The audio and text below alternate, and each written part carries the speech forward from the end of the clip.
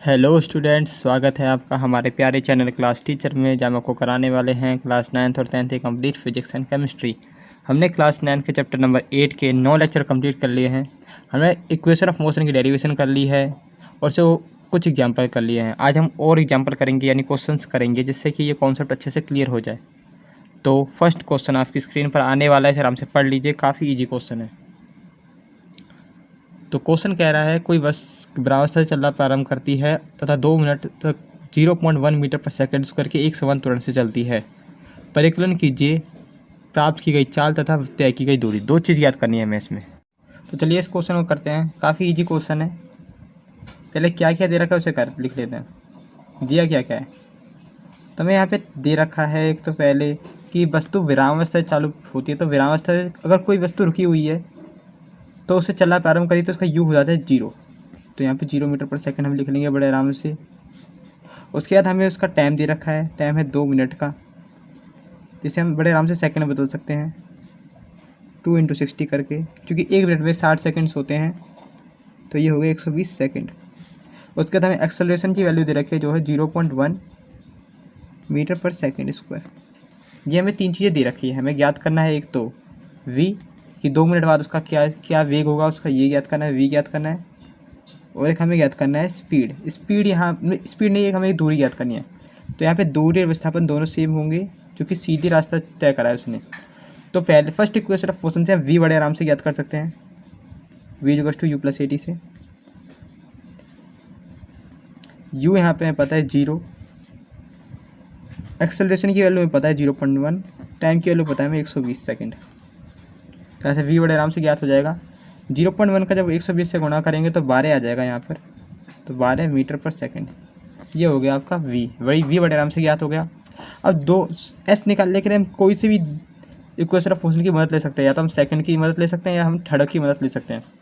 तो मैं third equation of motion से इसे निकालने जा रहा हूँ। ओके, तो थर्ड इक्वेशन ऑफ मोशन क्या है? v² = u² + 2as।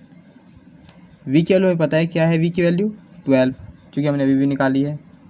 u की वैल्यू हमें पता है 0 × 2, एक्सेलरेशन की वैल्यू हमें पता है 0.1, और s हमें ज्ञात करना है। 12 का स्क्वायर हो गया 144, 0 का स्क्वायर 0, और ये हो गया 0.2 s को यहीं पे छोड़ दिया, ये हो गया 144/0.2। जब इसका इसमें भाग देंगे तो ये आएगा, कम से कम पॉइंट हटाएंगे तो यहाँ पे 0 पर बढ़ जाएगा। इसे काटने पर ये आ जाएगा कम से कम 720 मीटर के इक्वल। तो ये क्वेश्चन आपको समझ में आया होगा। नेक्स्ट क्वेश्चन में बढ़ते हैं। तो सेकंड क्वेश्चन आपकी स्क्रीन पर आने वाला है, इसे आराम से पढ़ लीजिए। तो क्वेश्चन कह रहा है, कोई रेलगाड़ी 90 किलोमीटर/आवर की चाल से चल रही है। ब्रेक लगाए जाने पर वह -0.5 मीटर पर सेकंड स्क्वायर का एक समान त्वरण उत्पन्न करती है। रेलगाड़ी वास्तव में आने से पहले कितनी दूरी तय कर रही है? तो काफ़ी इजी क्वेश्चन है, इसे बड़े आराम से कर पाएंगे हम। पहले से लिख लेते हैं क्या क्या दिया है हमें।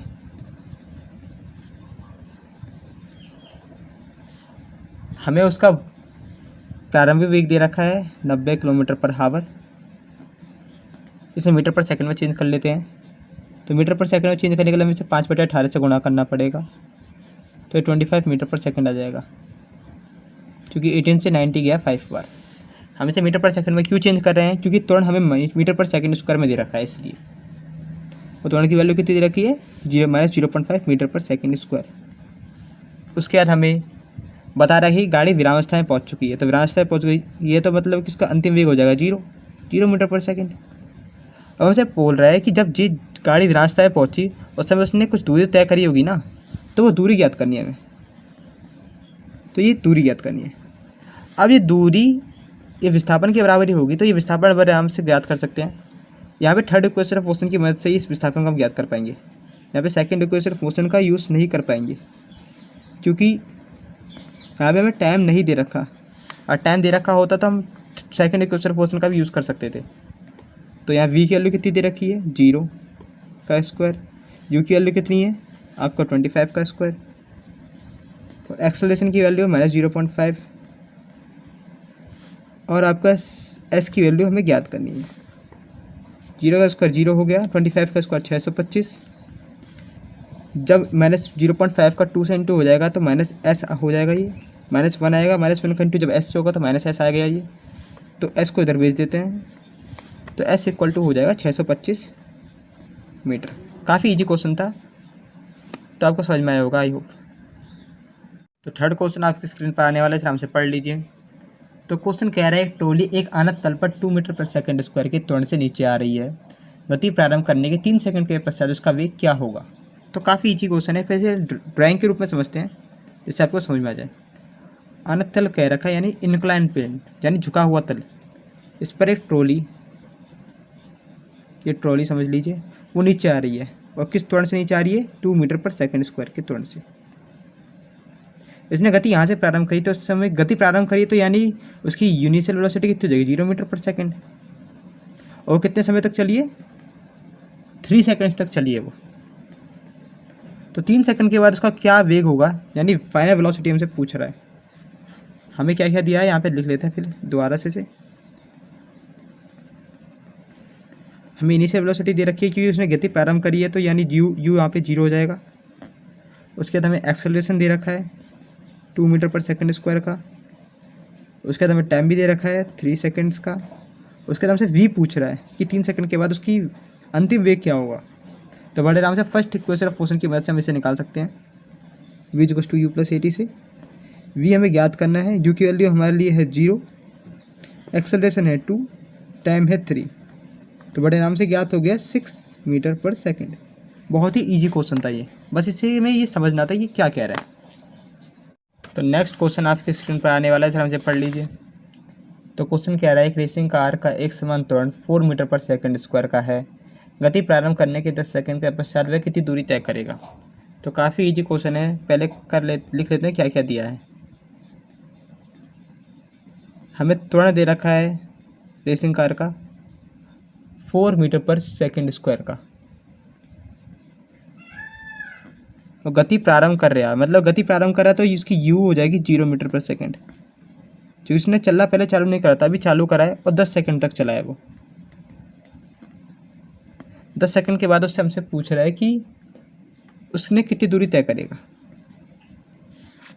यहाँ पे वो सीधा रास्ता चल रहा है तो यहाँ पे दूरी और विस्थापन दोनों समान होंगे। यहाँ पे हम थर्ड फॉर्मूले का यूज़ नहीं कर सकते, पहले बात बता दूँ आपको, क्योंकि हमें यहाँ v की पता नहीं है। अगर v पता होता तो हम बड़े आराम से कर सकते थे v थर्ड फॉर्मूले का यूज़, लेकिन हम यहाँ पे सिर्फ सेकंड फॉर्मूले का यूज़ कर पाएंगे। सेकंड फार्मूला क्या होता है, s equals to u t plus half a t square. तो s हमें ज्ञात करना है, u की वैल्यू हमारी 0 है और 0 का इंटू टाइम से हो रहा है तो ये भी 0 हो जाएगा, प्लस हाफ एक्सेलरेशन की वैल्यू है 4 और टाइम है 10 सेकेंड्स, उसका स्क्वायर है। ओके, तो ये s निकल आएगा आपका,